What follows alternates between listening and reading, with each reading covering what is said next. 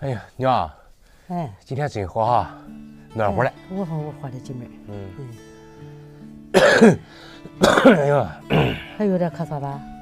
还有点你想吃饭咳嗽，吧？还行，就是还有点咳嗽。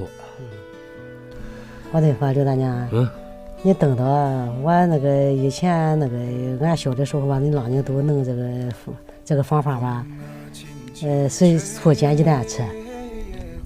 我煎个鸡蛋，是醋煎鸡蛋，你尝尝吃试管吧，行吧？是醋煎鸡蛋怎么煎的？是醋就拿煎鸡蛋吃，不要放油啊？不要放油，放油就不管了。行啊，那你可煎个试试呗。煎个你尝试试，行吧管？行娘啊，管。行。上我给弄些哈，是吧？好。可了不得，还是俺老宁能手使我这方法，我得给你学学去，看手面。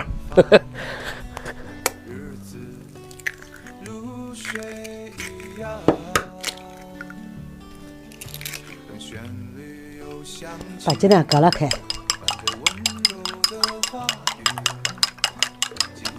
好了，鸡蛋割了开了。锅热了，咱放上陈醋哈，把这个醋熬开，再倒鸡蛋，也不要放盐，什么都不要放，光炒鸡蛋就行。天晴后我看见了彩虹，看见雨后蔚蓝的晴空，闻到了泥土的芬芳，燕子在追着蜻蜓，晚上天空中开满了星星，我安静地睡去，在你的怀里。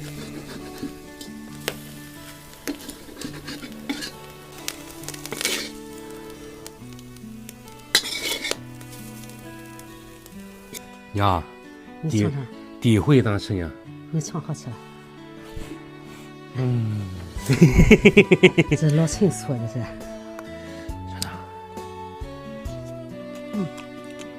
跟咱吃个好吃。行，弄一会儿了哈。快花。就放了醋、鸡蛋一块钱的。还娘说的止咳嗽，我试试哈。